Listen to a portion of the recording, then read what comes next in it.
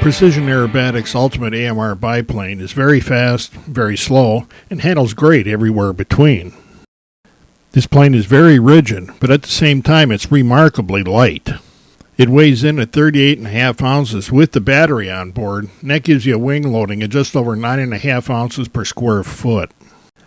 This entire plane is built from CNC and laser cut parts that have been assembled on precisely made jigs to make sure that everything is straight and true.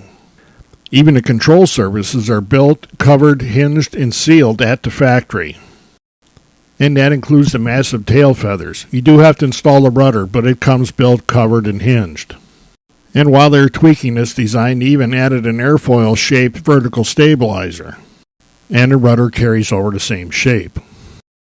The bottom of both wings has transparent covering, so you can see that there really is structure in there. Imagine trying to cut all these pieces yourself and assemble this and get it straight. These wings are also remarkably stiff.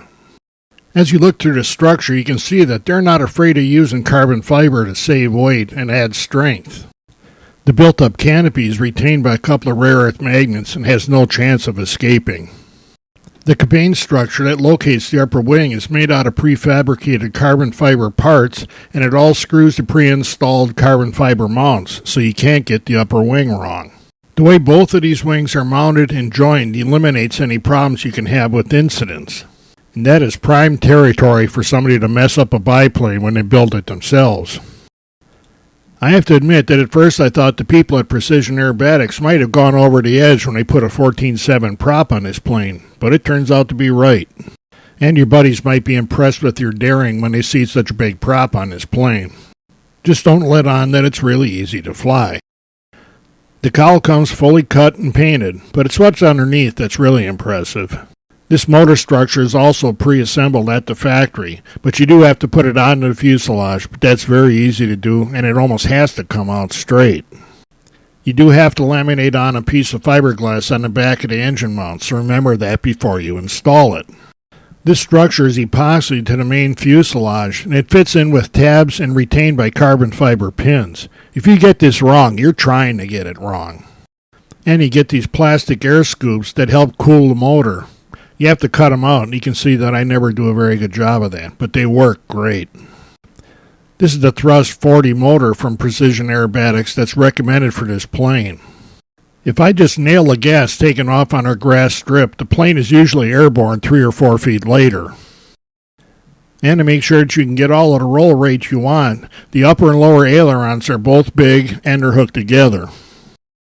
When I was done with the Ultimate AMR Bipe, the wind gods decided this would be a good test to see how good this plane really is. Our best estimate was that some of these gusts are well over 20 miles an hour. But being young and foolish, at heart anyway, I decided to take it up anyway, and this is the maiden flight. You can see it does bounce around a little bit because this plane is very light, but it handles the wind surprisingly well. You do have to be careful of tall, wet grass. I am by no means a 3D pilot, but I wanted to see how this thing would handle slower speeds. And even in all this wind, it floated pretty well, and I wasn't dropping wings like I thought it would. It's been raining every day, and our lawn mowing guy hasn't been able to get out here, but that Thrust 40 motor just jerks this thing out of the grass.